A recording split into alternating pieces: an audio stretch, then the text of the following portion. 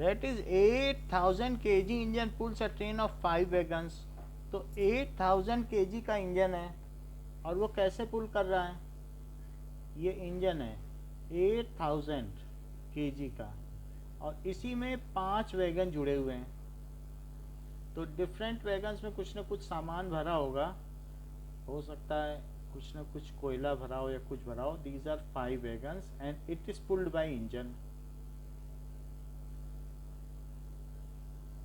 So these are different wagons.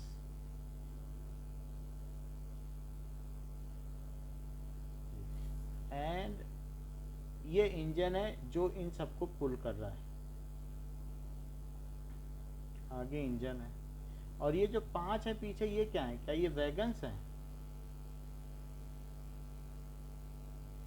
So 5 wagons are pulled by engine, ऐसा दिखाया गया है। And each of them is of, हर एक कितने का है? क्या 2000 kg का है?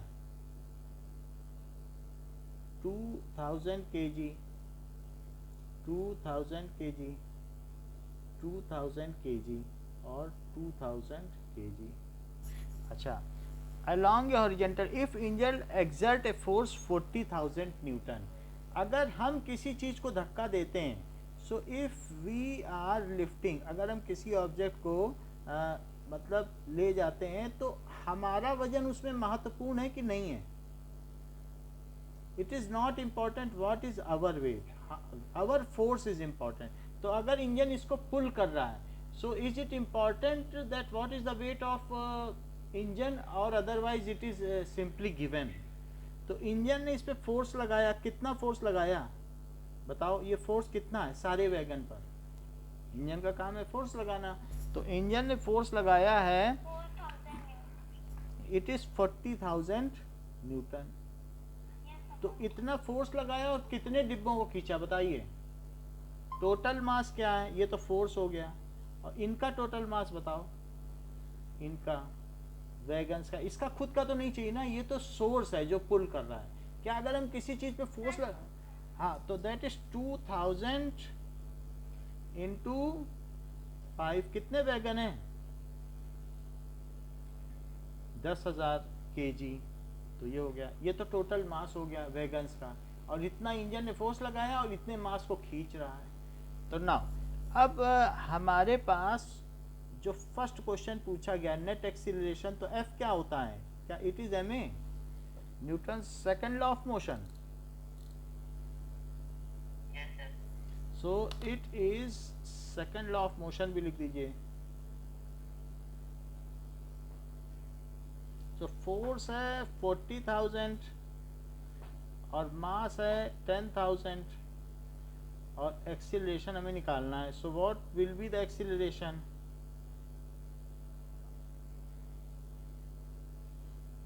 तो हाँ, ये जो 5 अलग अलग बॉक्सेस हैं, it will be, acceleration will be 4 meter per second square. This is okay, 4 meter per second square. Second is acceleration of the train. तो अब हमें net accelerating force, पहले net accelerating force पूछा गया है, तो पार्ट 1 में देखो net accelerating force कितना है। एक्सीलरेटिंग फोर्स तो 40,000 न्यूटन है, यही पार्ट 1 है, और ये 2 हो गया। एक्सीलरेशन 2 में और एक्सीलरेटिंग फोर्स 40,000, इसे पीछे जरा मिलाओ, क्या यही आंसर है? फोर्स तो यही हो गया ना जितना वो लगा रहा है। ओके, एक और भी चीज है कि ट्रैक ने इसमें एक फ्रिक्शन दिया है। फ्रिक्शन कितना लग रहा है बताओ? क्या? ओके ओके, जस्ट एक मिनट नाउ, अभी देख, हाँ वो एक फोन आ गया था तभी नहीं आ रही थी। अब जरा देखो, तो इस समय एफ नेट कितना हो गया? नेट एक्सीलरेटिंग फोर्स 40,000 ये लगा रहा है, फ्रिक्शन भी दिया है। क्वेश्चन पूरा पढ़ो, what is the frictional force acting on it? क्या फ्रिक्शन 5,000 न्यूटन का जो पीछे इसके ट्रैक पे है, तो इंजन आगे खींच रहा है और फ्रिक्शन इसे रोक रहा है, तो बताओ नेट फोर्स कितना हुआ? 40,000 न्यूटन का आगे फोर्स लग रहा है, 5,000 न्यूटन का फ्रिक्शन पीछे लग रहा है, तो नेट फोर्स कितना हुआ बताओ? So it is equals to 35,000 newton. ये हो गया। अब सेकंड पार्ट पे आओ। सेकंड पार्ट में क्या कह रहा है बोलो? सेकंड पार्ट में अब यहाँ हमें कितना रखना पड़ेगा? 40 नहीं रखना है। टोटल नेट फोर्स कितना लग रहा है बताओ? 35,000। तो यहाँ लिखो 35,000 और नाउ टोटल मास कितना है वैगन का? That is 10,000। तो अब 35,000 में 10,000 से डिवाइड करो तो कितना आंसर आएगा? 3 जीरो तो कट जाएंगे और 10/35 कितना होता है? It is 3.5। तो 3.5 आ जाएगा। तो यही इस क्वेश्चन का आंसर है कि नेट फोर्स पूछा गया है। So net force on wagons are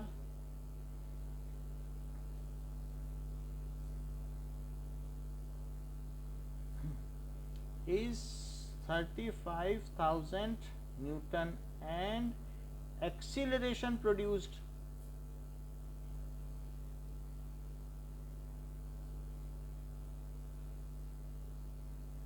is 3.5 metre per second square, यानी हर सेकंड इतनी इसकी स्पीड बढ़ जाएगी जो भी है। Now 8th question, An automobile vehicle has a mass 1500 kg. What must be the force between the vehicle and road? अगर हमें ऑटोमोबाइल को रोकना है, ये जैसे एक गाड़ी है और ये चल रही है और हम इसे रोकना चाहते हैं, सो ये ऑटोमोबाइल व्हीकल का मास कितना है? 1500 kg। और what must be the force to stop with a negative acceleration of 1.7? अगर एक what must be the force, एक निगेटिव एक्सीलरेशन लग रहा है। निगेटिव एक्सीलरेशन कौन लगा सकता है? या तो फ्रिक्शन या ब्रेक। फ्रिक्शनल फोर्स भी लगा सकता है, या वो फिर ब्रेक लगाए। ब्रेक करोगे तो वो भी रुक जाएगी। थोड़ा तो फ्रिक्शन से रुकेगी और जल्दी रोकना है तो ब्रेक भी लगा दो, दोनों मिलकर रोक देंगे। तो एक्सीलरेशन कितना दिया है? क्या -1.7 मीटर पर सेकंड स्क्वायर। और मास कितना दिया है? क्या 1500 kg। तो फोर्स क्या हुआ? क्या मास इनटू एक्सीलरेशन? बताइए। सो इट इज 1500 kg की चीज है और हमें इतना निगेटिव एक्सीलरेशन लगाना है जिससे कि वो रुक जाए। तो कितना आ जाएगा इनको मल्टीप्लाई करने पर? तो ये सेकंड लॉ ऑफ मोशन हमने लगाया है।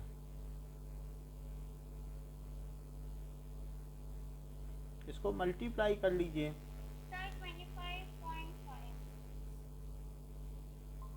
25.5 आ रहा है। 15 कम 15, ठीक है, ये सही है। तो 255 और 2 जीरो लगा दो और एक डिजिट पहले डेसिमल लगा दो पीछे से। बोलो सही है? बताओ।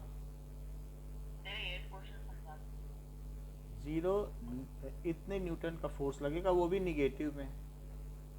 तो 8th क्वेश्चन ये देखो कि अगर इसको समझो कि मान लो हमें एक निगेटिव एक्सीलरेशन चाहिए। निगेटिव एक्सीलरेशन क्या मतलब है? कि गाड़ी तो आगे जा रही है और इसे रोकना है। तो रोकने के लिए वो कह रहा है कितना एक्सीलरेशन चाहिए? -1.7 मीटर पर सेकंड स्क्वायर, इतने का चाहिए। तो ये है गाड़ी का मास और इतने एक्सीलरेशन, यानी हर सेकंड इसकी स्पीड कितनी कम हो जाए? इतनी। अगर मान लो 10 है तो अगले सेकंड कितनी हो जानी चाहिए? क्या इट शुड बी 9। हाँ, दैट इज क्या 8.3 हो जानी चाहिए अगले सेकंड। फिर अगले सेकंड फिर 1.7 कम हो जाए। ये रिटार्डेशन यानी ये निगेटिव एक्सीलरेशन है। तो कह रहा है हमें किस इस पर कितना फोर्स लगे अपोजिट डायरेक्शन में, चाहे वो ब्रेक लगाए चाहे फ्रिक्शन लगाए या गाड़ी ऊपर चढ़े हिल पे, कहीं ना कहीं से हमें इतना चाहिए निगेटिव एक्सीलरेशन या रिटार्डेशन। तो कह रहा है अगर इस पर इतना एक्सीलरेशन लग रहा है, यानी कह रहा है कि निगेटिव एक्सीलरेशन भी दे रहे हैं और मास भी दे रहे हैं, तो फोर्स बताओ। तो क्या F is equal to ma से इस पर लगने वाला बैकवर्ड फोर्स पता लगाया जा सकता है? बताओ।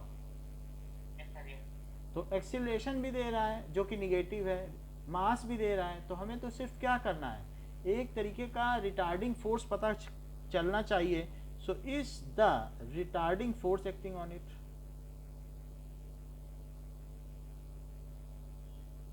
तो इस पर इतना रिटार्डिंग फोर्स एक्ट कर रहा है, एक्टिंग ऑन ऑटोमोबाइल. अब जरा देखो कि 9th question, What is the momentum of an object of mass m moving with velocity v? तो क्या फार्मूला होगा 9th में, एम वी का होल स्क्वायर की एम वी स्क्वायर के हाफ एम डी होगा, तो डी में है M V. Next is 10th, using a horizontal force 200 Newton, we intend to move a wooden cabinet across the floor as constant velocity. What is the friction force that will be exerted on cabinet? अगर मैं किसी चीज़ पर 200 Newton का force लगाता हूँ और वो चीज़ बिल्कुल कांस्टेंट स्पीड से चल रही है, कांस्टेंट स्पीड है उसकी, और ये ज़मीन पे रखी है लेकिन इसकी स्पीड कांस्टेंट है, तो सूर्यांश बताओ क्या इस पर कुछ फ्रिक्शनल फोर्स लग भी रहा है कि नहीं लग रहा है? फ्रिक्शन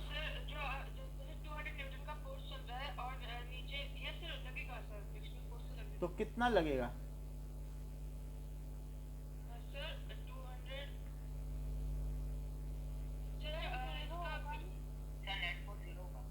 नेट फोर्स 0 है, यानी ये applied force plus frictional force, friction, तो यही क्या एफ नेट है जो कि 0 होगा. तो हमने अप्लाइड 200 न्यूटन किया है, तो फ्रिक्शन कितना लग रहा होगा इस पे? -200 न्यूटन. तो यानी हमारा फोर्स उससे बिल्कुल ठीक ठीक कैंसिल हो गया और उस ऑब्जेक्ट की वेलोसिटी कांस्टेंट बनी हुई है, क्योंकि अगर इस पर कुछ भी नेट फोर्स रहता तो क्या इसको एक्सीलरेशन मिलता और इसकी स्पीड लगातार बढ़ती चली जाती. तो ऐसी स्थिति में हम अगर एग्जैक्टली अपने स्कूटी में या बाइक में जितना फ्रिक्शन, हाँ जितना फ्रिक्शन है, अगर हम उतना ही फोर्स लगा दें तो क्या होगा बताओ? क्या जो स्पीड है स्कूटी की वही बनी रहेगी? हमने काउंटरएक्ट कर दिया, जो फ्रिक्शन था उसी स्पीड उतना फोर्स इंजन से लगवा दिया, तो वो दोनों कैंसिल कर देंगे और गाड़ी जिस स्पीड से चल रही है क्या स्कूटी उसी स्पीड से चलेगी? बताइए. अच्छा, ये लॉ ऑफ इनर्शिया भी है कि if net external force acting on any object is 0, जैसा कि माही ने बताया कि if net external force is 0 then the object which is moving with a particular velocity will keep on move with that velocity. तो इसका मतलब है, book में लिखा है कि वो तो अपनी स्पीड से कांस्टेंट स्पीड से चल रही है की डायरेक्शन में, तो नेट फोर्स 0 हुआ कि नहीं? और अगर हमारा अप्लाइड फोर्स 200 न्यूटन है तो उसे कौन कट कर रहा है? तो वो फ्रिक्शन, तो फ्रिक्शन कितना होना चाहिए? तो यही चीज है. So frictional force is -200 newton. Friction acting opposite to motion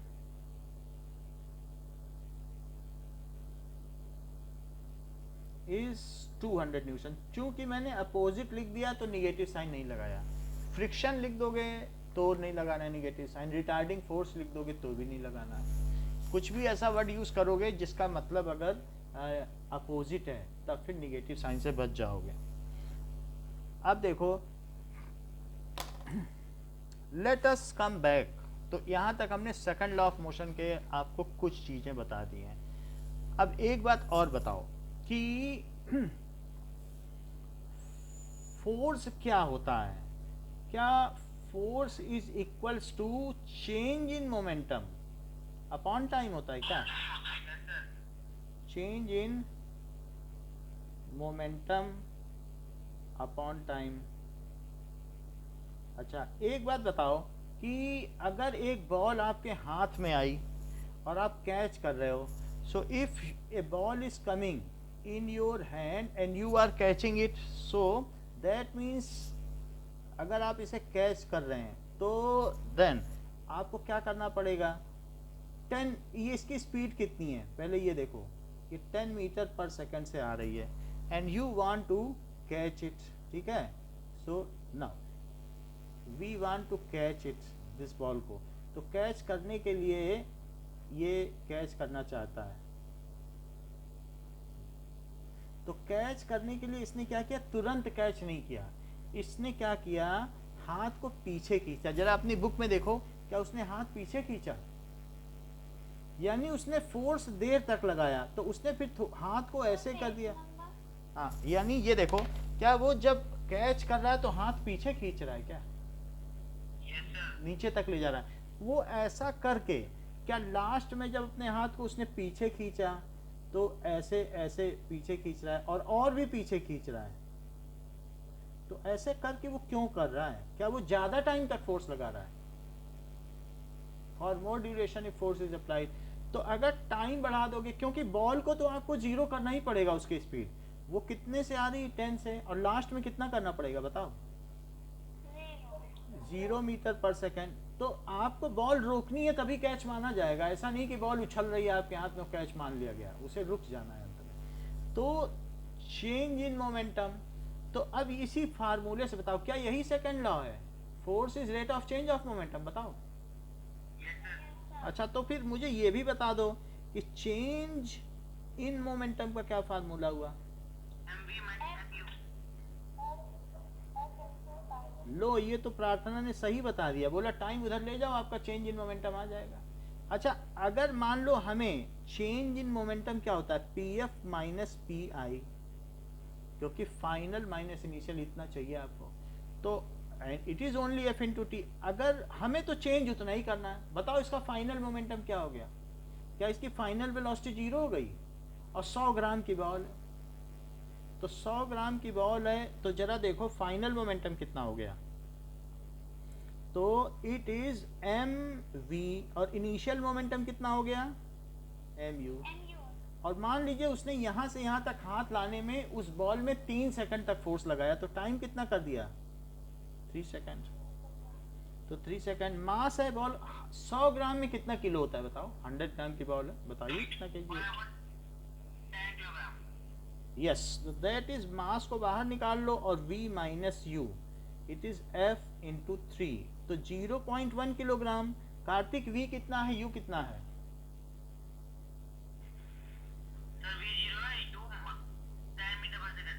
ten है, और this is equals to retarding force, क्योंकि हाथ से आप उसे रोक रहे हो बॉल को, तो अब 0.1 से जरा इसका मल्टीप्लाई करो -10 का, और बाई 3 करो, तो कितना फोर्स लगा, क्या -1/3,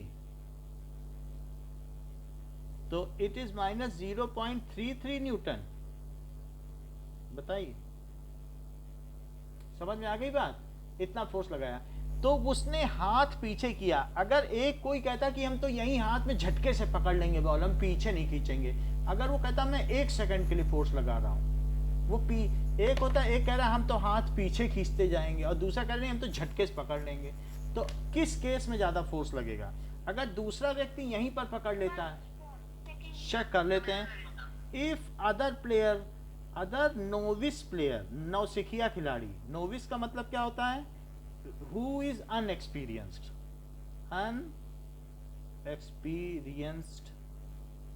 प्लेयर, ठीक है, it simply catches without yielding hand, तो सिंपली पीछे हाथ ना खींचे, यील्डिंग का मतलब होता है पीछे खींचो, जैसे आप कोई अगर आपको कुछ बोले और आप यील्ड कर रहे हो, यील्डिंग का मतलब है कि आप उसकी बात को इग्नोर कर दे रहे हो, यू आर यील्डिंग, पीछे चले जा रहे हो, छोड़ो छोड़ो, उसको कहते हैं यील्डिंग इफेक्ट। तो जैसे अगर आप रेत में चलते हो सी बीच पे, तो क्या जमीन यील्ड करती है, धंसती है क्या, उस चीज को यील्डिंग कहते हैं, that is called yielding. Yielding एक पेशेंस की निशानी है कि आप में कितना धैर्य है। If you are yielding, if you are arrogant then you will never yield, however if you are a gentle person having patience then you will always yield. तो इसको भी दिखाता है इस चीज को। तो एंड पर्सन सिंपली, फिजिक्स में इसका क्या मतलब है, simply catches ball without yielding hand. Yielding hand का मतलब है पीछे खींचना, समझ में आ गई बात कि नहीं, विदाउट यील्डिंग हैंड्स, हाथ वो पीछे नहीं कर रहा है, तो क्या वो कैच कर भी पाएगा, दैट इज हाथ पीछे करना, हाथ पीछे करना, उसको यील्डिंग कहेंगे। तो ऐसी स्थिति में एंड अप्लाइज फोर्स, फिर तो थोड़ी देर वो टाइम लगाएगा, applies force for T is equals to, वो बहुत थोड़ी समय के लिए लगाना चाहता है 0.5 सेकंड, कहता है हम आधे सेकंड में ही कैच कर लेंगे। तो जरा फिर से देखो, क्या change in momentum is equals to, जैसा प्रार्थना आपने बताया था, फोर्स इनटू टाइम होता है क्या?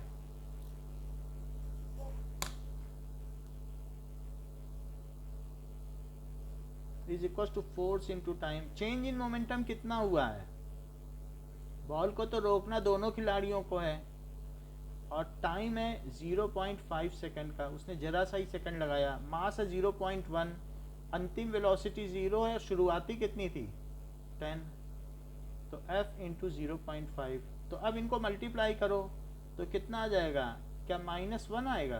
क्योंकि 10 इंटू 0.1 -1, और नीचे 0.5 कर दो, इट इज F। तो कितना लग जाएगा?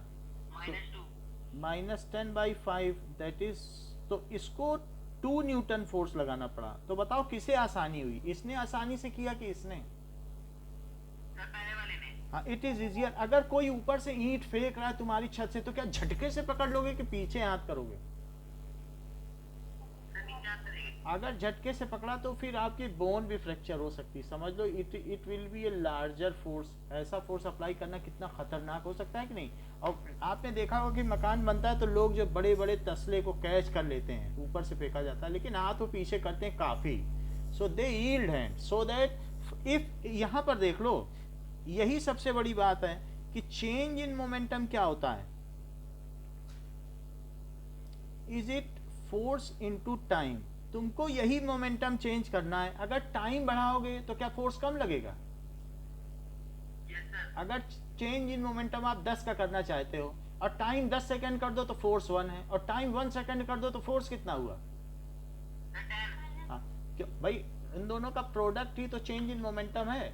अगर मान लो इसे 10 कर दो, धीरे धीरे धीरे धीरे धीरे धीरे लो कैच, तो आप ज्यादा देर तक फोर्स लगाओगे, तो आपको कम फोर्स लगाना पड़ेगा। आप वही चेंज मोमेंटम करना चाहते हो। जैसे ये देख लो कि मान लीजिए ये बक्सा है, बॉक्स, और यहाँ पे पहुंचाना चाहते हो। कोई कह रहा है कि आपको यहाँ से यहाँ तक पहुंचाना है, अभी ये 2 मीटर पर सेकंड है और अभी इसे 10 मीटर पर सेकंड करना है। तो बताओ, जो ज़्यादा फोर्स लगाएगा वो कम समय में चेंज इन मोमेंटम इतना कर ले जाएगा क्या? और जो धीरे धीरे कहेगा हम तो धीरे धीरे कर लेंगे, तो वो थोड़ा फोर्स लगाए। तो अगर 1 सेकंड में लगाना तो पहलवान एक किक मारेगा और खट से चेंज इन मोमेंटम हो जाएगा। और जबकि दूसरा आदमी जो कमजोर है, एक बच्चा है, वो बहुत देर तक फोर्स लगाएगा। हो सकता है उसके पास ये अगर 100 न्यूटन लगा रहा है या जो भी लगा रहा है, और किसी के पास 5 ही न्यूटन है, तो क्या उसे टाइम नहीं बढ़ाना पड़ेगा? क्योंकि F इंटू टाइम, उसी से वो चेंज है। सो इसका मतलब है कि अब यहाँ पर आपसे क्वेश्चन पूछा जा रहा है, why a player, experienced player yields hand while taking catch. तो ये क्वेश्चन आपके बुक का है। वाइल क्वेश्चन है कि वाई एन एक्सपीरियंस्ड प्लेयर, ठीक है, player yields hand, yields hands का मतलब है ड्रॉज हिज हैंड्स बैक, वो अपने हाथ को पीछे खींचता है। इसको क्या कहते हैं? यील्डिंग। ड्रॉज हिज या फिर हर हैंड्स बैक, क्यों खींचता है? While taking catch, taking catch. So ऐसा वो क्यों करता होगा? Now he applies force, answer क्या है? He or she applies force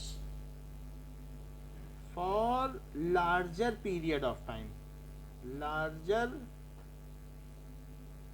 period of time, ज्यादा देर तक अप्लाई करता है। He applies force for larger period of time, ठीक है। By doing so this results, इसकी वजह से क्या हो जाता है बताओ? This result lesser force is to be applied, इसकी वजह से क्या होता है?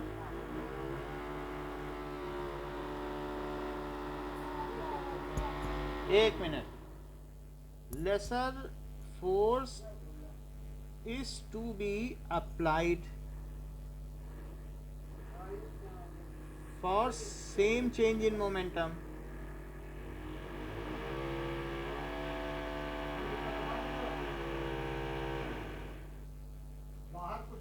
इतनी बात समझ में आ गई कि सेम चेंज इन मोमेंटम के लिए, क्योंकि change in momentum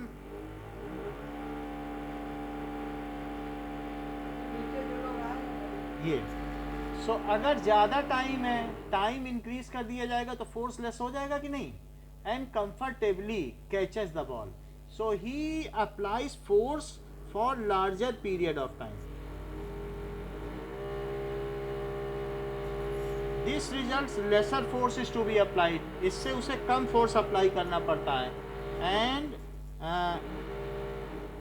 he comfortably catches the catch, comfortably takes catch.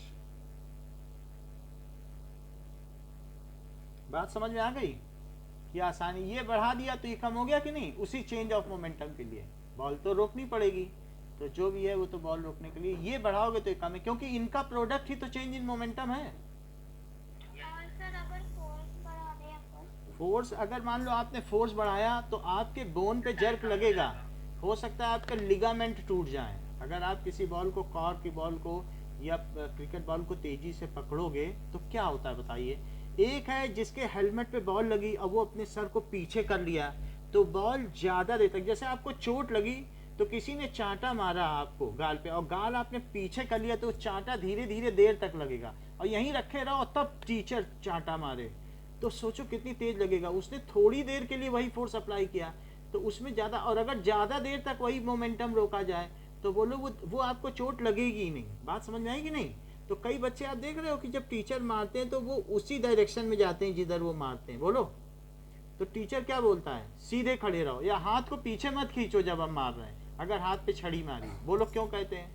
क्योंकि बच्चा ये बात जानता है कि अगर टीचर मारेगा, छड़ी को रुकना है, अगर मैं ज्यादा देर तक उससे फोर्स लगवाऊंगा तो क्या होगा? हमारे सेम चेंज इन मोमेंटम में फोर्स कम होगा कि नहीं? अगर वो ये बढ़ा देगा तो ये कम होगा कि नहीं? और दूसरा बच्चा अपने हाथ को रिजिडली रखता है तो उसे ज्यादा चोट लगेगी जो हाथ को पीछे खींच रहा है उसे, क्योंकि जिसने टाइम बढ़ा दिया उसको उसके हाथ में लगने वाला फोर्स या इम्पैक्ट घट गया कि नहीं? छड़ी को तो रुकना ही है, छड़ी फास्ट स्पीड से आई थी और फाइनली रुक गई, लेकिन उसने चालाकी से क्या किया? या तो अपना गाल पीछे कर लिया या अपना हाथ पीछे कर लिया, और ऐसा करके उसने फोर्स कम कर लिया और उसे चोट कम लगी. कभी भी अगर बॉल लगती है क्रिकेटर को, तुम देखते हो कि वो अपना हेलमेट पीछे कर लेता है जिधर बॉल आती है. क्यों ऐसा करता है? वो खड़ा ही क्यों नहीं रहता? क्योंकि वो ज्यादा टाइम तक बॉल को लगने देता है, उससे उसको फोर्स क्या होगा? घट जाएगा कि नहीं? बताइए. तो यही बात होती है. That's why he or she का एक चीज बढ़ाओगे तो दूसरी कम हो जाएगी, क्योंकि ये तो रुकनी ही है चीज, तो ये फिक्स है. उसकी फुल स्पीड से जीरो स्पीड, यही चेंज इन मोमेंटम है, इसमें कुछ नहीं कर सकते. उसे तो रुकना है बॉल को, लेकिन आप इसको मैनिपुलेट कर सकते हो. ये आपके हाथ में है, और ये जो बॉल जिसने फेंकी हो तो बॉल के हाथ में, उसे रुकना ही है. नेक्स्ट आप देखो कि what does it mean by impulse. Impulse से क्या समझते हो?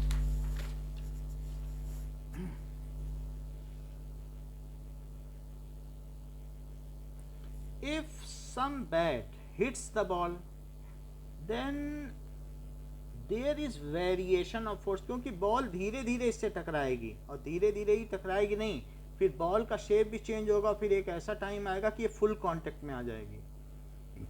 और जो फुल कांटेक्ट में आएगी तो क्या बॉल दब भी जाएगी, डिस्टॉर्ट भी हो जाती है, और फिर बाउंस बैक होगी. आई और आने के बाद पूरी तरीके से दब गई, और फिर बाउंस बैक होगी कि नहीं? जैसे स्प्रिंग उछलती है, थोड़ी सी दबती है, हमने आपको हाईलाइट करने के लिए ज़्यादा दिखाया है. और फिर उसके बाद क्या होगा? जब इसको हिट किया जाएगा तो अब ये बॉल फिर वापस रीअसर्ट करेगी, अभी तक आ रही थी लेकिन अब जाने लगेगी। डायग्राम में अगर एक बैट्समैन किसी बॉल को मार रहा है, तो बैट्समैन अगर बॉल को मार रहा है तो पहले बॉल आई, अब बॉल आने के बाद इससे टकराई, टकराने के बाद क्या दब गई बॉल हिट करने के बाद, और दबने के बाद फिर क्या होगी, अब वो रीअसर्ट करेगी, और रीअसर्ट करने के बाद क्या होगा ये हम देखें कि वो वापस चली जाएगी, अपना शेप होगा, वो बाउंस बैक करेगी। Now when tennis ball hits a racket, so let us see कि अगर मान लीजिए कि टेनिस बॉल जब रैकेट को हिट करती है तो क्या दब जाती है, इसका शेप चेंज हो जाता है, और फिर उसके बाद वो रीअसर्ट करती है। तो अगर आप देखें ध्यान से तो इसमें एक तरीके का रैकेट में लगने के बाद वो दब जाएगी, and after that then it reasserts. भाई क्रिकेट में बॉल है लेकिन उसमें भी वही काम होगा, डिस्टॉर्शन होगा, और फिर वो अपनी अपनी जो भी शेप है क्या वो उसको फिर से वापस पा लेगी क्या, रीगेन इट शेप, तो उसकी के लिए वो बाउंस बैक करती है। तो वही चीज कभी भी होती है तो सभी में एक ही चीज होती है। तो अब ये रीगेन करने के लिए पीछे जाएगी, और इस समय बैट्समैन के हाथ में बहुत इम्पैक्ट है, जब छू रही है तब भी इम्पैक्ट नहीं है, तो यहाँ पर फोर्स लग रहा है उसके हाथ पे, लेकिन ये लेसर फोर्स है और ये हाईएस्ट फोर्स है, और जब बॉल छूटने वाली होती है तब भी लेसर फोर्स है। यानी क्या ये मुझे बताओ, क्या ये फोर्स तीनों F1 F2 सेम है, F1 F2 F3 की अलग अलग है? बॉल को अलग अलग है, बॉल को मारने के दौरान ये हाईएस्ट फोर्स है क्योंकि ये फुल कांटेक्ट में, भाई बॉल आई, टकराई, टकराने के बाद गई, अब चली गई। बोलो समझ में आ गई बात, बताओ, आई, टकराई, चली गई। अब देखो सो फोर्स वेरी कर रहा है, तो ऐसे केस में आप बताओ क्या फोर्स निकाल पाओगे कि नहीं निकाल सकते? Force is equal to change in momentum upon time. So at certain state, in certain cases, force is applied for a very short period of time and it is also varying, time भी vary कर रहा है, पता नहीं कितनी देर contact में रही, कौन निकाल पाएगा बताओ? कोई मशीन है निकाल पाए कितनी देर तक बॉल बैट से छुई रही? सो इन सर्टन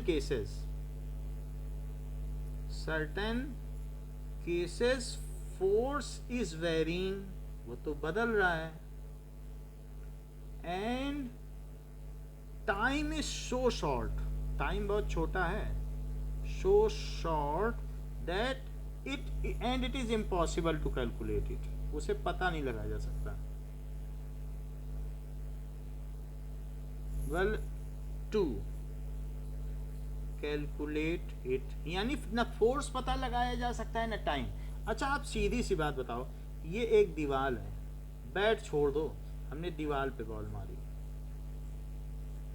अच्छा ये हमने दीवार पे बॉल मार दी, अच्छा बॉल आई, बॉल जानते हो किस स्पीड से आई? 10 मीटर पर सेकंड से, और 100 ग्राम की बॉल है। अच्छा इधर आ रही तो निगेटिव ले लें, और फिर टक्कर मार के लौट गई ये बॉल, अब इधर वापस फिर 10 से ही गई। तो ये बताओ कि F क्या होता है? क्या change in momentum upon time है? तो PF माइनस PI क्या हुआ? क्या F इंटू टाइम, जैसे अभी प्रार्थना ने बताया, this is equal to this minus this, होगा कि नहीं बताओ? तो ये चेंज इन मोमेंटम निकालो, ये तो नहीं निकाल सकते हो ना फोर्स। जब कोई चीज इधर आएगी वेलोसिटी तो निगेटिव होगी, जब उधर जाएगी तो क्या होगी? हमने आपको बताया नहीं था कि जैसे वेलोसिटी होती है ओरिजिन से इस तरफ प्लस ली जाए और इधर कैसे ली जाए? तो अब अच्छा देखो, ये मुझे बताओ कि फाइनल मोमेंटम क्या है? क्या mv है और F इंटू टी न ये निकाला जा सकता है, न ये निकाला जा सकता है, लेकिन चेंज इन मोमेंटम निकाला जा सकता है क्या? It is always possible to calculate it. तो हम इन दोनों को ही नहीं निकालेंगे, इनके प्रोडक्ट को निकालेंगे, और इसी को इम्पल्स कहते हैं। Product of force and time is called impulse.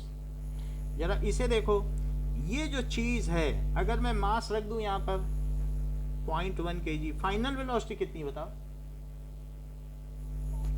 10 metre. अच्छा, इनिशियल कितनी थी बताओ? ओके, मैं अभी ठीक कर देता हूँ, दिख रही है सब। एक मिनट। वो जब किसी का फोन आ जाता है ना तो ऐसा हो जाता है। अभी कुछ ठीक हुई? अच्छा, अब बताओ, हाँ क्या बता रही थी माही, बताओ। -10। तो -10 लिख देते हैं, तो इट इज एफ टी। तो 0.1 और 10 + 10 कितना हुआ? 20। -10 इनिशियल स्पीड, शुरू में ऐसे आ रही थी, गई ऐसे। ये u है कि नहीं? ये v है कि नहीं? अच्छा, ये f इंटू टी, तो कितना हो गया? f into T. 2 क्या हुआ कार्तिक, ये भी तो बताओ, यूनिट के साथ बताओ। 2 क्या है? Metre per second. ये सही, metre per second. Kilogram metre पर। लो, सूर्यांश ने तो और बता दिया, बोला न्यूटन सेकंड बोलो तो भी अच्छा रहेगा, क्योंकि ये न्यूटन, ये सेकंड। समझ में आई बात? क्योंकि यहां से भी देख लिया। अच्छा, ये क्या चीज है? सो देखो, अगर मान लो यहाँ से जो ये यूनिट है, वैसे तो चेंज इन मोमेंटम की केजी मीटर पर सेकंड होती ही है, लेकिन यहाँ से अगर पकड़ लो तो न्यूटन सेकंड भी तो बोल सकते हो। और अगर यहाँ से पकड़ोगे चेंज इन मोमेंटम, तो जो मोमेंटम की है वही चेंज इन मोमेंटम की, जो वेलोसिटी है वही चेंज इन वेलोसिटी है। तो व्हाट इज इम्पल्स बताओ? The product of force and time is called product of force applied and duration for which force applied. Duration का मतलब है जितने समय के लिए। वो जो m हाँ बोलो बोलो बोलो बोलो, आपकी बात इम्पोर्टेंट है इसीलिए मैं कह रहा हूँ, बोलो। सर फिर वो जो m v माइनस u है सर, वो क्या होगा? लो, कितनी अच्छी बात कह दी। बोले आप ये क्यों कह रहे हैं कि product of force applied and duration, ना दोनों ही नहीं निकाला जा सकता है? माही ने कह दिया, इसी को क्यों नहीं बोल देते change in momentum is called impulse. बोलो, है कमाल की बात की कि नहीं? माही कह रही ना ये निकाल सकते हो, ना ये निकाल सकते हो, ये निकाल सकते हो, तो इसी को क्यों ना इम्पल्स कहा है? मैं अगली लाइन वही लिखने जा रहा हूँ, ये ज्यादा अच्छी डेफिनेशन है जो माही ने बताई है। द प्रोडक्ट ऑफ किस किस का product? Force applied and duration for which force applied, यानी duration for which force applied को क्या टाइम बोलोगे? इज कॉल्ड, उसको इम्पल्स कहते हैं। इट इज ऑल्सो, ये ऑल्सो क्या है? क्या चेंज इन मोमेंटम?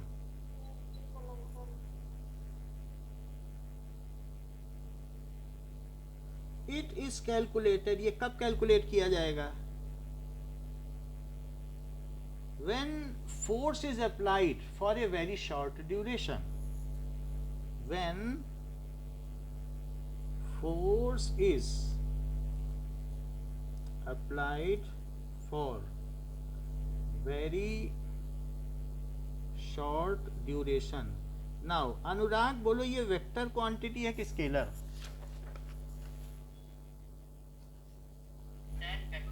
हाँ, क्योंकि F T is equals to P F minus P I, ये तो वेक्टर है ही है, ये भी वेक्टर है और ये भी वेक्टर। तो ये जो भी चीज आई, क्या ये वेक्टर हुई? यही तो इम्पल्स है।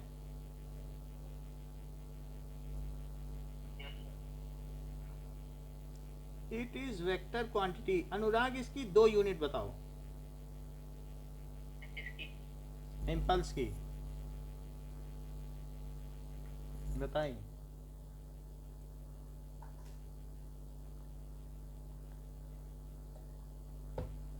सर मैं बताऊं? बताओ कार्तिक। पर सेकंड क्यों लगा रहे? न्यूटन सेकंड ही लगा देते, मल्टीप्लाइड है। और दूसरी क्या है? Kilogram metre per second. Metre per second, ये सही बात है। अब हम आगे बढ़ते हैं। एग्जाम्पल तो हो चुके हैं। Now let us move to third law of motion. So क्या बोलो? थोड़ा तेज हैं? Newton second, Newton third law of motion.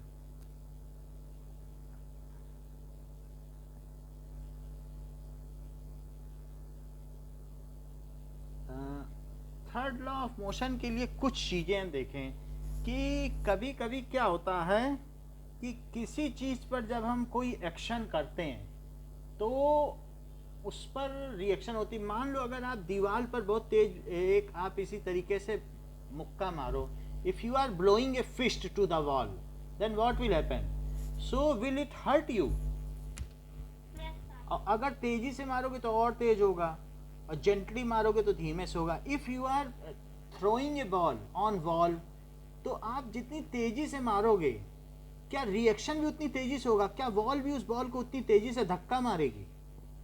अगर इस वॉल पे एक मतलब ये वॉल है, इस पे एक बॉल हिट करे, तो हिट करने के बाद ये वापस क्यों जाती? क्या वॉल इस पे धक्का मारती है? यानी अगर मान लो दो बॉल एक दूसरे को टक्कर मारे, दो बॉल, ये दोनों बॉल आ रही थी और फिर इन दोनों बॉल ने एक दूसरे को क्या किया? टक्कर मारी। तो ये ए बॉल है और ये बी बॉल है। तो अब जब इन दोनों के बीच में कोलिजन हुआ, कोलिजन का मतलब क्या होता है? टक्कर। It is a kind of hit. तो ये टक्कर हुई, तो अब ए ने क्या बी पे फोर्स अप्लाई किया? क्योंकि फोर्स अप्लाई करेगी तभी तो बी वापस जाएगी। बोलो। और क्या बी ने ए पे भी फोर्स अप्लाई किया? सर लेकिन सर ए और बी का तो सर फोर्स इक्वल ही होगा ना। बिल्कुल, यही चीज तो थर्ड लॉ ऑफ मोशन है कि जितना ए बी पे फोर्स अप्लाई करेगी उतना बी ए पे फोर्स अप्लाई करेगी। तो अब यहाँ पर यहीं पे फोर्स अप्लाई हो रहा है जब कांटेक्ट है। सो इट इज, हाँ, कोई एक्शन रिएक्शन नहीं, ये दोनों साइमल्टेनियस है। किसी एक को एक्शन बोल दो, किसी एक को reaction, it is up to you. अब जरा देखो कि इट इज बिफोर कोलिजन, ये कब है? ये कब है? क्या ये ड्यूरिंग कोलिजन है? और ये क्या है? After collision. अब जरा देखो, so force on A by B, F A B का मतलब क्या होता है? क्या इस पर एक फोर्स लगेगा ए पर, बी इस पे लगाएगा तो वो इधर लगेगा। वो कौन सा फोर्स है? Force on A by B. और पढ़ेंगे कैसे? F A B. और इसे क्या लिखा जाएगा? Force on A. जिस पे लगता है उसे पहले लिखो और जो लगाता है उसे बाद में लिखो। अच्छा, इस पे भी फोर्स लगेगा क्या? बी पे भी? बी तो उसे क्या पढ़ा जाएगा? और उसे बोला क्या जाएगा? फोर्स ऑन बी बाई ए। ये चीज है। सो इसका मतलब क्या हुआ कि when two objects are colliding with each other, then they exert force on each other. When two objects are colliding with each other, एक दूसरे से टकरा जाएं, then they exert force on each other. These pair of forces are simultaneous. क्या ये एक साथ लगाए जाते हैं? ये जब जो आपकी टीचर हैं जब किसी भी स्कूल के बच्चे को मारेंगी तो क्या उनके हाथ में भी चोट लगेगी बड़ी तेजी से? क्या ये मारेंगे पहले और बाद में चोट लगेगी कि ये साइमल्टेनियस है, मारते ही लग जाएगी। अगर बॉल मारते ही लग जाएगी, मान लो बॉल जो है अगर वॉल पे हिट कर रही है, तो जब हिट करोगे तुम अपना मुक्का मारोगे, फिस्ट मारोगे, blowing a fist on wall. तो ऐसे केस में क्या, जब तुम वॉल पे चोट लगेगी, क्या तुम्हारे हाथ पे भी चोट लगेगी? जितनी तेजी से हैमर नेल को मारेगा, तो क्या हथौड़े पे भी वैसी रिएक्शन होगी, पीछे भागेगा? भागता है कि नहीं, कई बार छूट भी जाता है। तो इस तरीके से these pair of forces are called, इन्हें न्यूटन ने क्या कहा? These pair of forces are called action and reaction forces. These are simultaneous. ये कैसे हैं? These are equal and opposite. ये अभी हम प्रूव कर देंगे। Equal and opposite and simultaneous, एक साथ लगेंगे क्या दोनों पे? साइमल्टेनियस, ठीक है।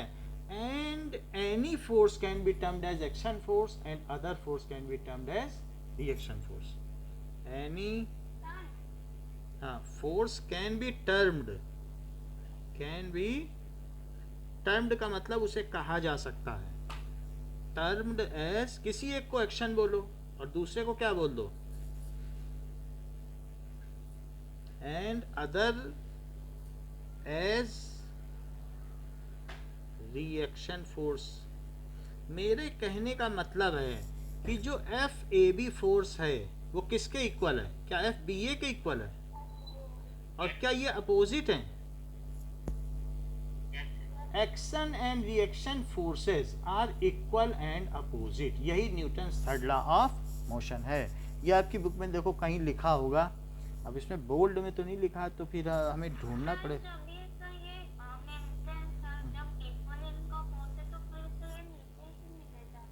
बोलो फिर से। हाँ,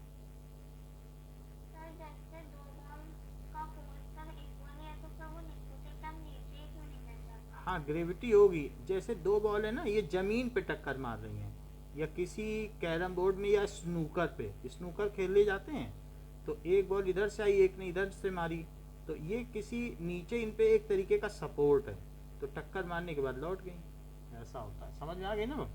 स्नूकर गेम होता है कि नहीं, जिसमें ऐसे ऐसे बना होता है, एक क्यू होती है, छड़ी से मारी जाती है, नहीं? हाँ वही है। तो ये क्या है? For every action there is equal and opposite reaction. Newton third law of motion क्या है बताओ? For every action there is equal and opposite reaction. Equal and opposite reaction. मान लीजिए कि कार्तिक ने सूर्यांश को जाके कुछ कहा, तो सूर्यांश अगले दिन आया कार्तिक के पास और उसने भी कुछ कह दिया कार्तिक को, और फिर बोला for every action there is reaction. जैसे बॉलीवुड में बड़ा क्रिस्पी सेंटेंस है, बहुत जगह इस्तेमाल हुआ कि every action there is reaction. तो क्या ये जो एक्शन और रिएक्शन की बात कही गई है, क्या ये न्यूटन के थर्ड लॉ ऑफ मोशन के अकॉर्डिंग होगी या नहीं होगी? नहीं होगी, क्योंकि जो कार्तिक ने बोला वो एक दिन पहले बोला और सूर्यांश ने अगले दिन बोला, तो क्या ये दोनों चीज साइमल्टेनियस हुई? अगर साइमल्टेनियस हुई होती तो कहा जाता। तो जो हम लोग इसे फिजिकल लैंग्वेज में यूज करते हैं कि पहले विलेन कुछ करता है और फिर हीरो बदला लेता है, फिर कहता है for every action there is reaction, तो क्या वो चीज न्यूटन के थर्ड लॉ के हिसाब से है कि जस्ट उसको अपनी बात को जस्टिफाई करने के लिए इस क्रिस्पी सेंटेंस को यूज किया जा रहा है? It is so simpler and crispy. ये दिखने में कितना क्रिस्पी है, इतना सुंदर कोई लॉ बना भी होगा? For every action there is equal and opposite action. ये कॉमन आदमी इसको यूज कर रहा है, बॉलीवुड का डायलॉग बन चुका है। बोलो, समझ में आ गई बात? तो साथ साथ होनी चाहिए, साथ साथ होगी तभी ये कहा जा सकता है। Let us see some action and reaction pairs की वास्तव में ये होता क्या है।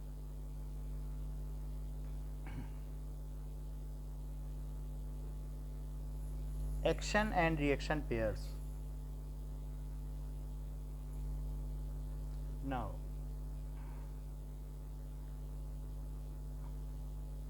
Just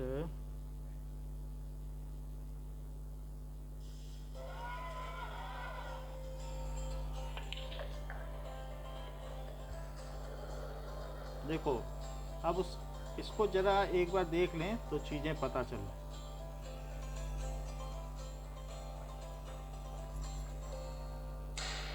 Why do guns kick back when they're fired? अगर How gun do rocket engines work? जब Why does the cue ball typically slow down when it hits a colored ball, which speeds up? ये पीछे गई And why do I roll backwards when I throw a medicine ball तो forwards? Ball आगे पीछा, वो पीछे गया। Well, the answers to all these questions involve Newton's third law of motion. Newton's third law of motion is often stated as a little kind of rhyme. For every action, there is an equal and opposite reaction. What does that mean? It means that forces never, and I mean literally तो जब दो never, चीज collide exist on their करेंगी तो own. दोनों पे टक्कर लगेगी, Newton's equal third force, law दोनों says में that whenever डिस्टॉर्शन an होगा। object, let's call it object A, exerts a force on object B, then object B exerts an equally sized force back on object A. Even though it's not always obvious, forces always come in pairs, which are called action-reaction pairs. In this lesson, we're going to look at Newton's third law of motion and how it helps explain a range of different phenomena.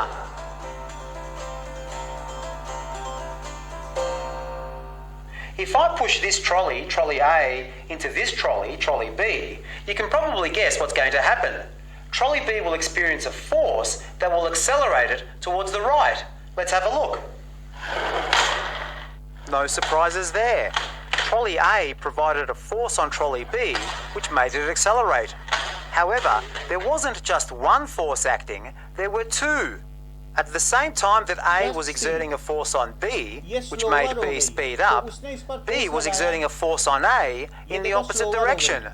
So what आगे happened Tej to चलेगी। A as a result of this force? Well, it slowed down. As you जैसे अगर एक truck पर एक car force लगाए सामने से, तो ट्रक क्या होगी, क्या उल्टी भाग जाएगी कि सिर्फ धीमी होगी? तो यही यहाँ पर हुआ कि ये जो पहली ट्रॉली थी ये बहुत हैवियर थी, वो हल्की थी। तो आप ये देख रहे हैं कि इसके डॉट्स पास हो गए, अब ये धीरे चलने लगी। इसका मतलब है कि उसने भी तो इस पर फोर्स लगाया, तभी तो धीमी चलने लगी। ये ट्रक है, ये कार है, तो और वो फास्ट हो गई। तो ये एक्शन रिएक्शन पेयर हुआ कि नहीं? can see, the dots are clearly closer together after the collision. ये हो गया कि नहीं dot? Trolley B, the trolley being struck, doesn't even have to do anything. Just the fact that it's there and that a force is being exerted on it by trolley A means that it exerts a force back on trolley A. We can label the equally sized but opposite in direction action-reaction pair of forces at the moment of impact, FA on B and FB on A. And as usual, we've drawn the forces as if they're acting on the centre of mass of the trolleys. Book में The जो same thing symbol है, happens हमने in this वही use collision. किया। दोनों ने एक दूसरे Car को force A लगाया। exerts a force on car B, which makes car B accelerate. symbol use But करें, as it A on does, B, A car on B B नहीं exerts होगा। in the That opposite is force direction on B an like equally sized Symbol force मत on they car दो। A, which makes it slow आपकी down. Book का जो symbol है, Of course, friction is also acting, but that's a different story. Now, the expression reaction force kind of implies that it comes after the action force. But in fact, the two forces, which are equal in size but act in the opposite direction to each other, यही occur. Symbol है। इस symbol को हम correct कर लेते हैं। जो इन्होंने कहा है that is the correct symbol कि फोर्स जो B exerts on A, इसे करेक्ट कर लो। तो फोर्स A on B, इसे क्या लिख लो? A on B, बुक में भी यही है। तो A on B है, तो फिर ये क्या हो जाएगा? Force on B by A, ठीक है? सो ये भी कहा जा सकता है force by A on B, by पहले लिखो। थोड़ा सा सिंबल में जैसे बुक में उसे को कर लेते हैं। फोर्स बाई A, बाई पहले लिखा जाएगा, बाई A, अभी बता रहे हैं, बाई A on B। और इसे क्या कर लें? बुक में भी यही है, अभी मैं दिखाता हूँ। तो फोर्स बाई, ये किस पर है? B on A। देखो मैं बुक में भी दिखा देता हूँ तो पता चल जाएगा। Force by B on A बोला गया इसको। Force by B on A, और इसे क्या कहा गया है, force by A on B. जरा ये देखो बुक में क्या लिखा है, ये ऊपर फोर्स लिखा है, तो फोर्स ऑन बी, तो जिस पर लगा है उसे बाद में लिखा गया कि नहीं, बोलो, जिस पर लगा है उसे बाद में, ऑन ए, तो जिस पर लगा है उसे बाद में लिखो। इतनी बात समझ में आ गई, बाकी तो सब जगह ठीक है। Now we will come back to it कि कोलिजन के एक्शन एंड रिएक्शन पेयर्स क्या होते हैं। सो At exactly the same time. Time, the coloured ball exerts a force back on the cue ball, which causes it to slow down.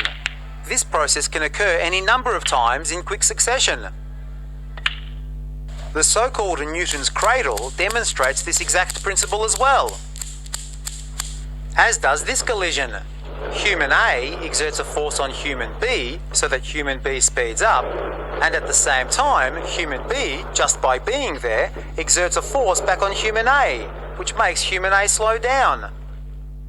Now, even though the action force and the reaction force are always, by being there, exerts a force back on human A, which makes human A slow down. Now, even though the action force and the reaction force are always equal in size, the effect on the acceleration of each object varies depending on the mass of Newton is applied to a 2 kilogram mass. अब देखें Light on Motion series, Newton's third law. If you're a teacher looking for an easy but effective way of teaching the topic of motion to your students, then visit our website to check out the series and to get hold of it. In this episode, Newton's third law, we look at that most poetic of all laws. ये देखिए, Then visit our website to check out the series and to get hold of it. In this episode, ये देखो, अगर मान लीजिए propellant charge को पीछे फेंका गया, यानी इसके स्मोक को, तो क्या रॉकेट आगे जाएगा?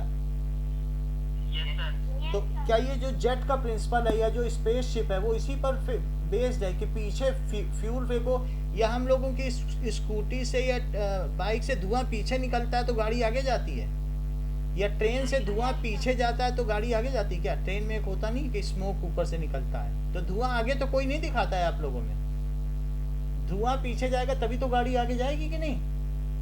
When smoke is propelled in back direction, then the train will move in fourth direction. Is it okay? Newton's third law, we look at that most poetic of all laws.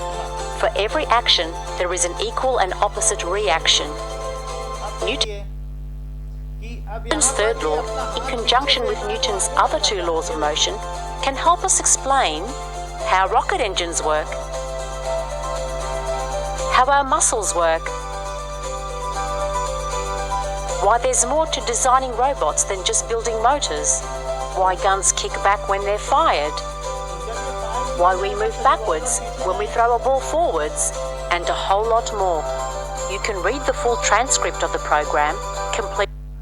अब हम देखें तो हम लोगों ने थोड़ी सी चीजें देखी हैं, but there are still something more is to be inspected in book. बहुत सारी चीजें बुक में भी हैं, जरा हम उन्हें भी देखें। क्या आप लोगों ने स्प्रिंग बैलेंस देखा है? तो स्प्रिंग बैलेंस में कोई चीज लटकाई जाती है तो क्या होता है कि उस चीज को लटकाते हैं तो उसमें वो जो स्प्रिंग है वो खिंच जाती है, दैट इट हैज ये जो होगा एक्सपेंशन होगा, सर्टेन काइंड ऑफ एक्सपेंशन। अब हमने क्या किया, बुक में दो स्प्रिंग बैलेंस हैं और उनको आपस में, एक को तो हमने वाल से बना लिया और एक से खींच लिया और देखा दोनों में इक्वल जो है रीडिंग आई। इसका क्या मतलब है, क्यों इक्वल रीडिंग आई? अगर दोनों बिल्कुल एक जैसी स्प्रिंग है, स्प्रिंग बैलेंस है, और इनके हुक को आपस में हमने ऐसे कर दिया, so they will give equal reading. So इससे पता चलता है action and reaction forces are equal. तो अगर हम ऐसा भी करें then again it is same. So now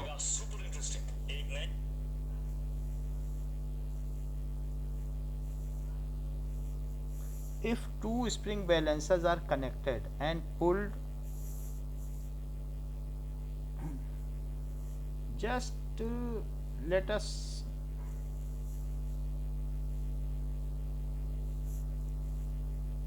see कि अगर हम क्या करें, तो थर्ड लॉ ऑफ मोशन का ये दिखाया गया है कि इसे हम देख लें. It is better.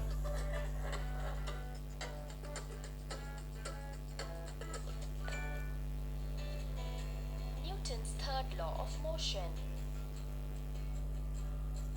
Sir Isaac Newton was a 17th century English physicist who discovered three laws of motion.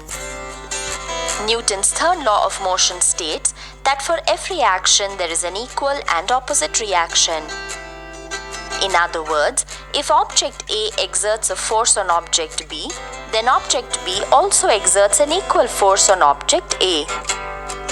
Notice that if the forces are exerted on different objects, they will not cancel each other. The third law can be used to explain rocket propulsion. On the ground, our foot pushes against the ground backward, that's action force, and the ground in turn exerts a force on the foot. जब जमीन पे चलते हो तो क्या ground पे पीछे force लगाते हो? कभी ऐसा सोचा है? जमीन पे पैर रख के देखो, पीछे फोर्स लगाते हो तभी आगे बढ़ पाते हो क्या? बताओ. सर पीछे मतलब जमीन पे या फिर हमारे जमीन पे ही, जमीन पे तुम पैर को पीछे की ओर दबाते हो तब तुम आगे बढ़ती हो. देख लो, जमीन को पैर में रख के देख लो, पीछे की ओर दबाती हो कि वहीं नीचे दबाने लगती हो? नीचे दबाओगी तो उछल जाओगी और पीछे दबाओगी तो आगे नहीं बढ़ोगी. बोलो. सो ये क्या कर रहा है मैन? ये जो है जमीन को पीछे पुश कर रहा है, तो क्या ये आगे बढ़ रहा है? So when we push the ground, That's reaction force pushing the foot forward. When a man jumps from a diving board, he pushes the board which is जैसे अगर मैं जमीन को पीछे दबाऊं तब अगली उंगली आगे बढ़ेगी कि नहीं? देख लो, फिर से देखो, तब आगे बढ़े. और अगर ऐसे सीधे दबाओगे तब बढ़ पाओगे क्या?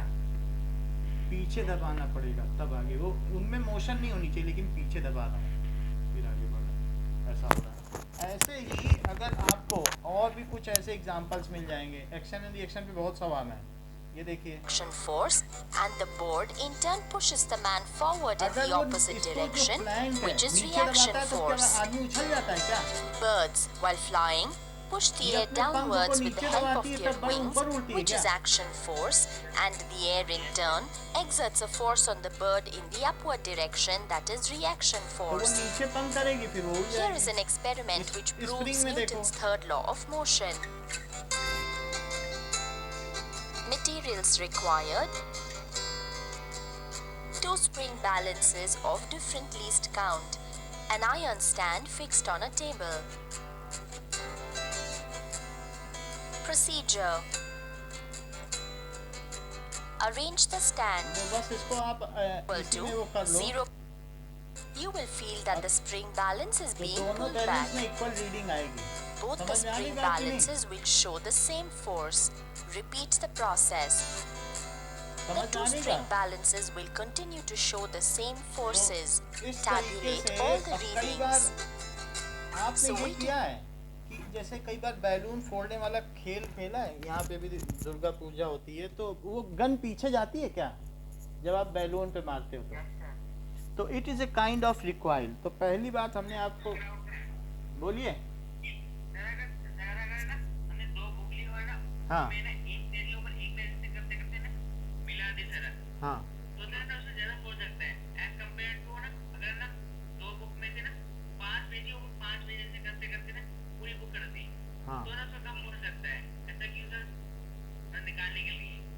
अभी बता रहे हैं. अभी मुझे क्वेश्चन आपका समझना पड़ेगा. थोड़ा सा हम और बढ़ जाए फिर आएंगे आपके पास.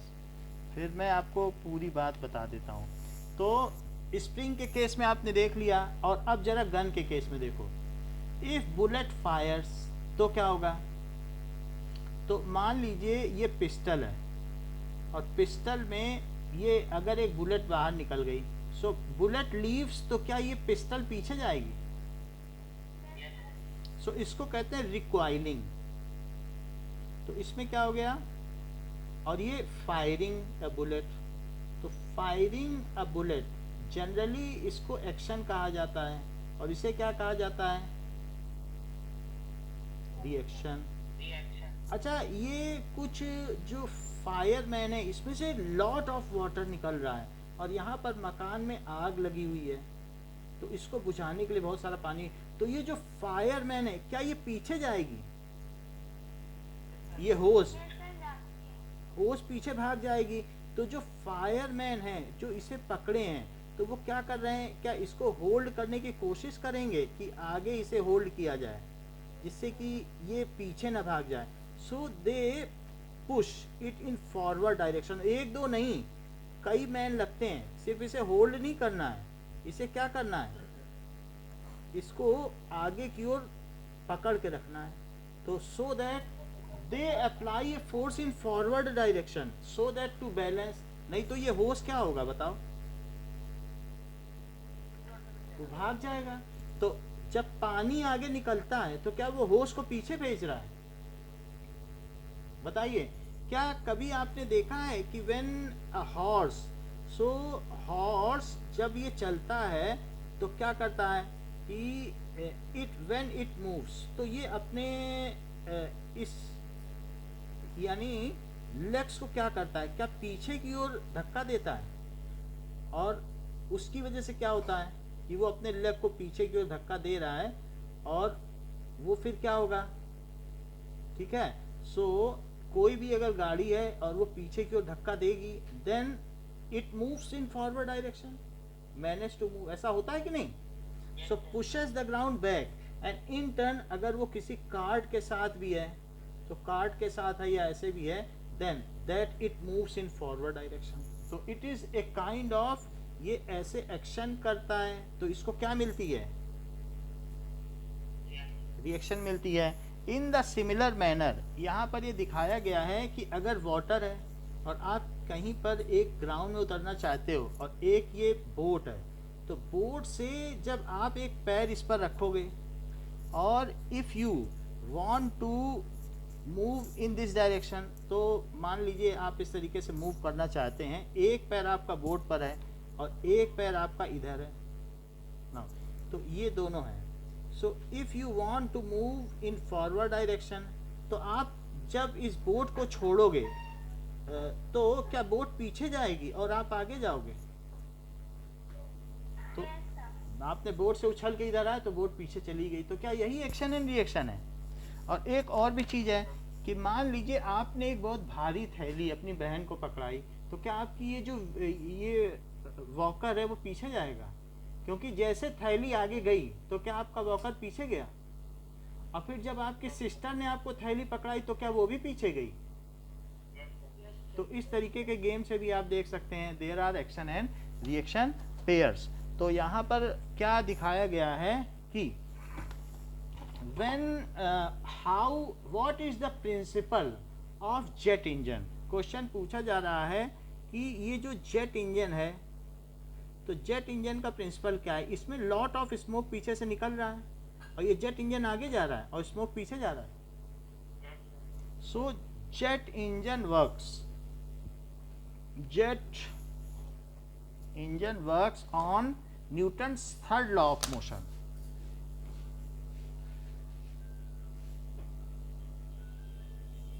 on Newton's third law of motion as smoke, जो इसके पीछे का स्मोक है, ठीक है, moves in backward direction is thrown in backward direction, तो क्या होगा,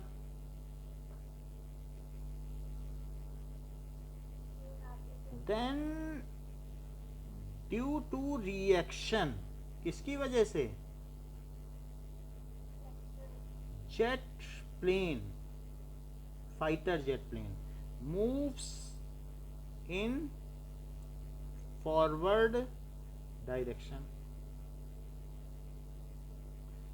Similar principle works. तो similar principle works for space craft. तो space craft that is PSLV, launching vehicle जानते हो? तो कुछ जो होते हैं कि जो सैटेलाइट लॉन्चिंग व्हीकल होते हैं तो उनको PSLV कहा जाता है। तो दैट इज स्पेस में जो सैटेलाइट जाते हैं, बहुत बड़े बड़े रॉकेट भेजे जाते हैं, स्पेस क्राफ्ट, तो आपने देखा होगा कि उसके पीछे कितना धुआं निकलता है।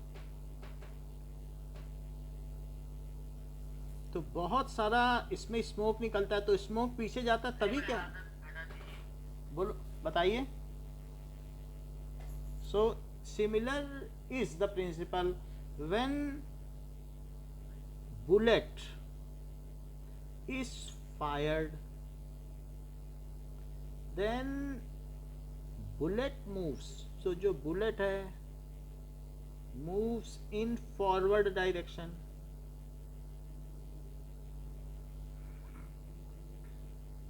वाइल उसके अलावा जो पिस्टल है वो कहाँ जाती है, moves in backward direction due to recoil. झटका कहते हैं, रिक्वाइल का मतलब झटका लगता है, रिक्वाइल। इट इज, ये क्यों होता है? It is an action reaction pair, action reaction pair,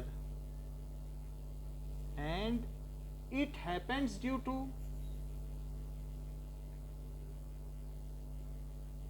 ये किस वजह से होता होगा? क्या Newton's third law of motion, Newton के तृतीय नियमानुसार होता है?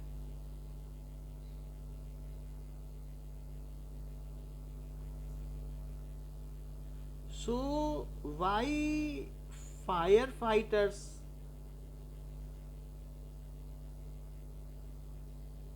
have to hold tightly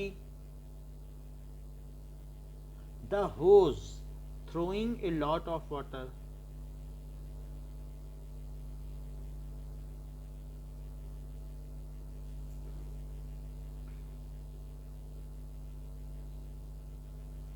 Answer, when water, a lot of water is thrown in जब बहुत सारा पानी फेंका जाता है, lot of water is thrown in forward direction, then under reaction force, reaction जरूर लिखना, force, hose has a tendency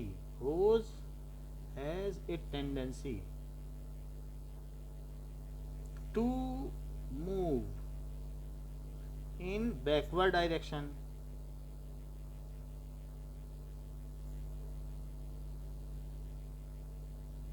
now to prevent it falling back and maintain its position, उसे रोकना है, to prevent it falling या moving in backward direction,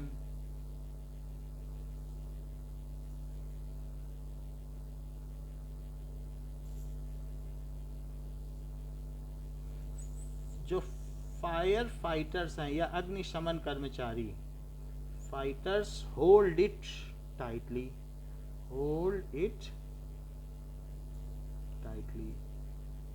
जरा इस चीज को देखें कि कैसे होता होगा।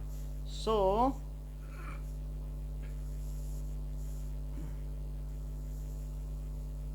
Fire fighters falling back while holding hose.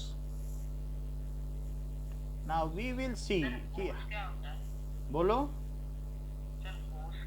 होज जिसमें कि पानी गिरता है, तो मतलब बहुत बड़े से पाइप होते हैं, उसी में से पानी गिरता रहता है।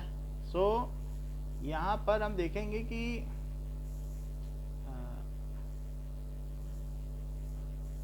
Newton's third law of motion on fire fighting hose.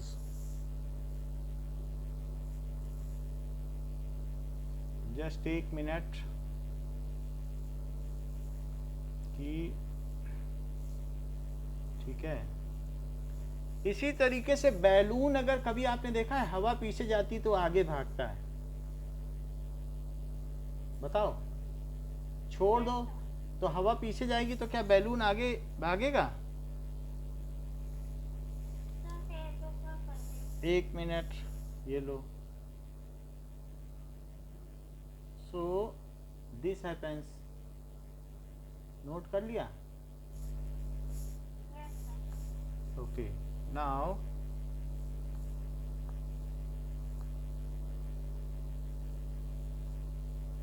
With Byju's app, children remember their concepts forever. Just एक minute. Hello dear students, in this video I'll talk about Newton's third law of motion.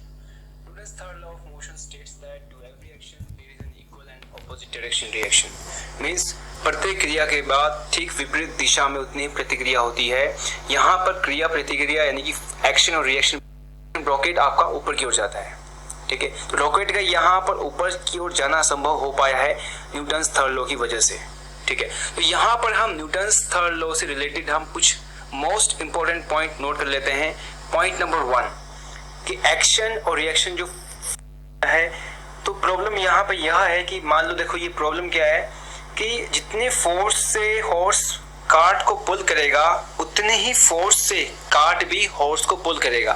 Means दोनों एक दूसरे को same force से पुल कर रहे हैं according to Newton's third law of motion, ठीक है। इसका मतलब क्या हुआ, अगर हम देखें न्यूटन्स थर्ड लॉ की ओर तो हम ये पाएंगे कि न्यूटन थर्ड लॉ के अकॉर्डिंगली ये हॉर्स कार्ट को कभी पुल नहीं कर पाएगा, जबकि हम अपने डे टू डे लाइफ में ये देखते हैं कि हमेशा हॉर्स कार्ट को पुल करते हुए आगे ले जाता है, ठीक है। तो इसका सोल्यूशन हम देखते हैं अगली स्लाइड में।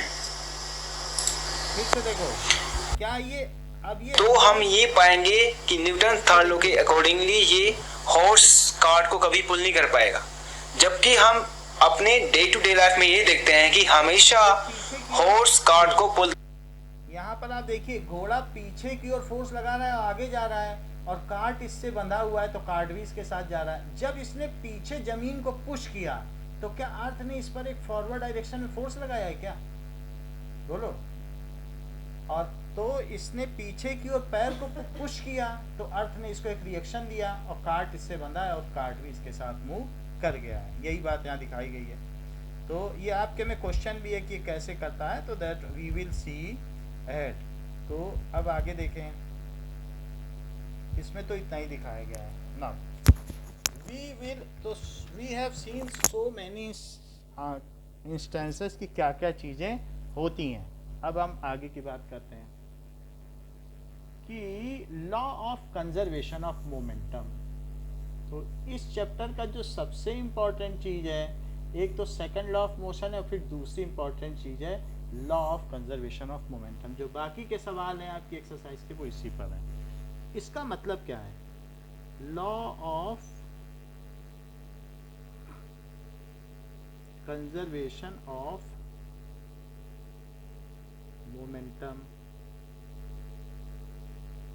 की ये चीज़ है कि अगर मान लीजिए एक व्हील पर, ये व्हील है और व्हील का भी कुछ मास है, इसका मास m1 मानो, और एक लड़का इस पर खड़ा है।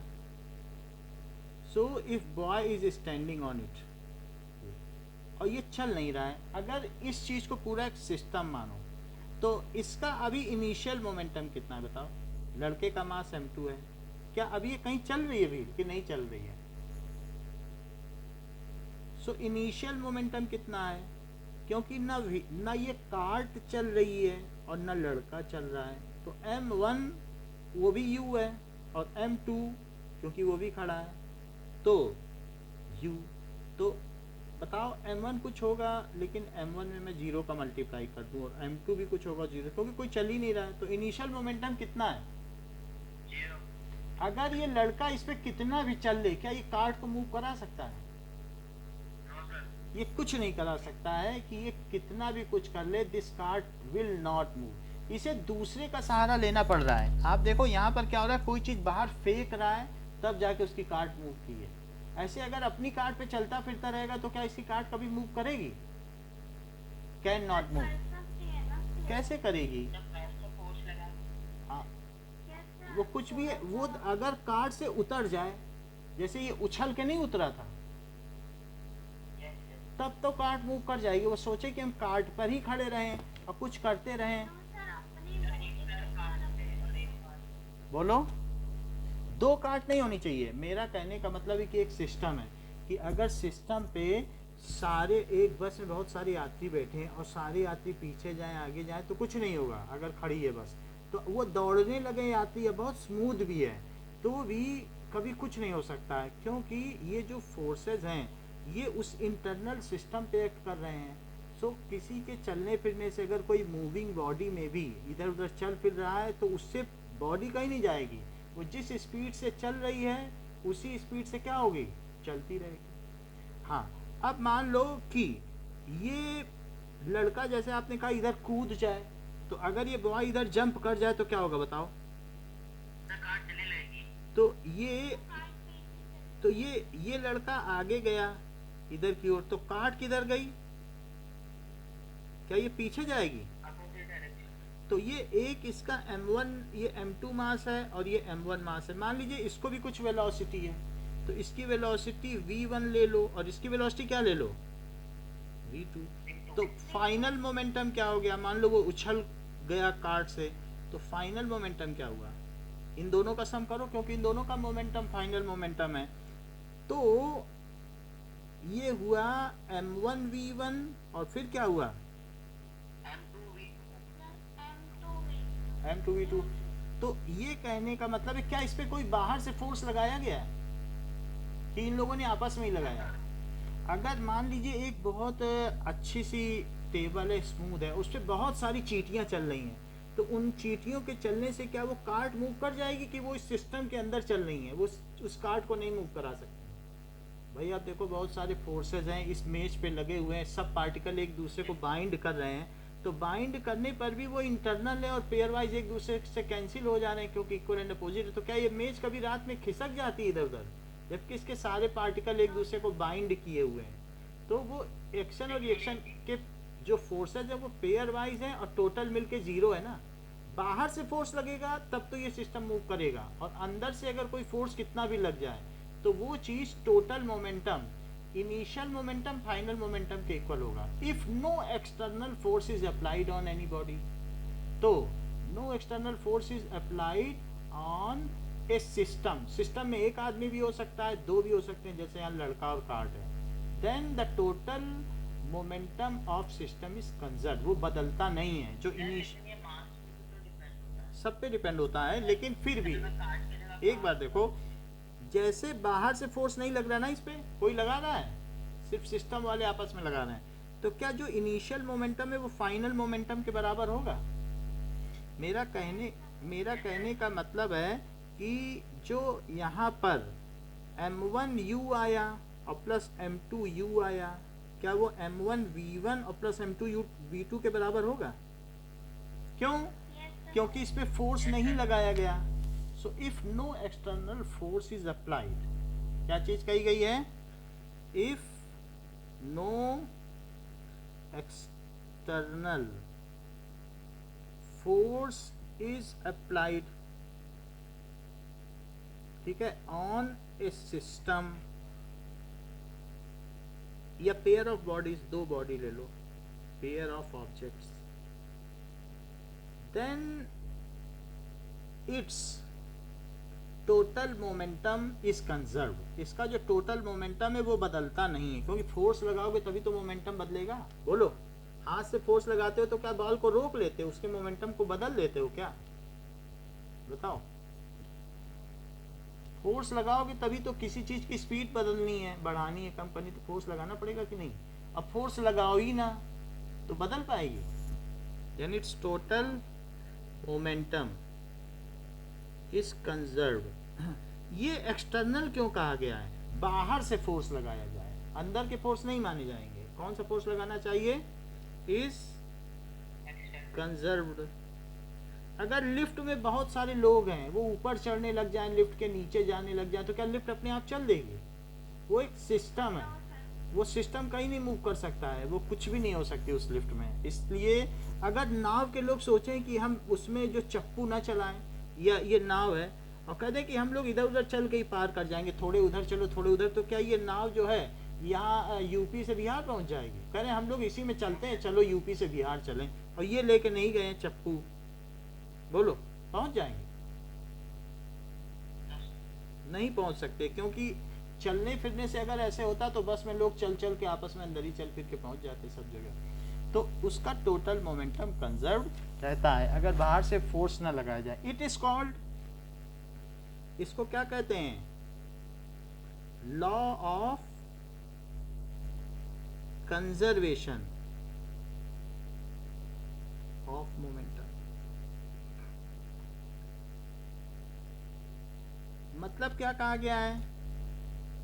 If net external force is 0,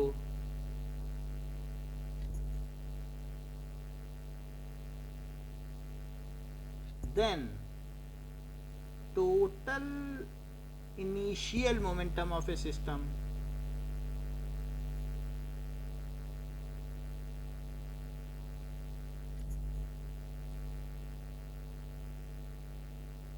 is always equals to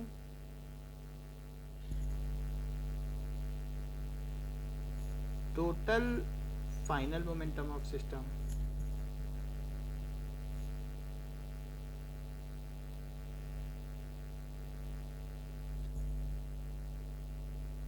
मेरे। इसका मतलब मैं समझा दूं कि मैं कहना क्या चाहता हूं। दो बाल आई आपस में आ रही हैं, अच्छा ये इसका मास है m1 और इसका मास है m2, अच्छा इसकी वेलोसिटी है u1 और इसकी कितनी है u2।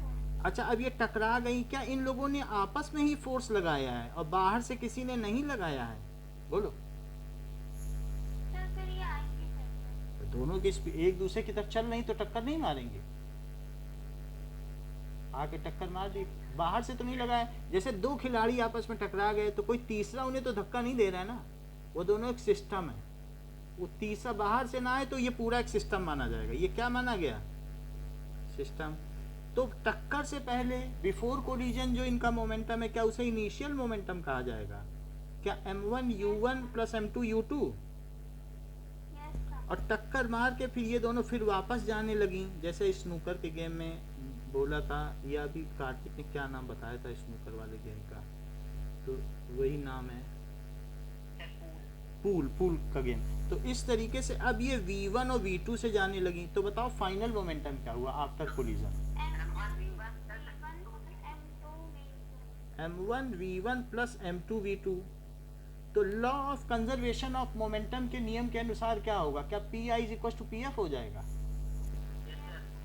भाई लॉ, क्योंकि बाहर से कुछ फोर्स नहीं लगा, वो आपस में टकराई, उनकी वेलोसिटी रीडिस्ट्रीब्यूट हो गई। भाई law of conservation of momentum,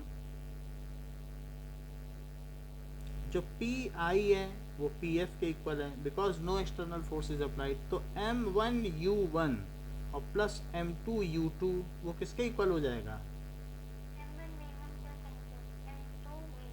v2।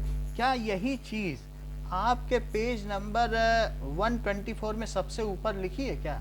124 page देखो, law of conservation of momentum.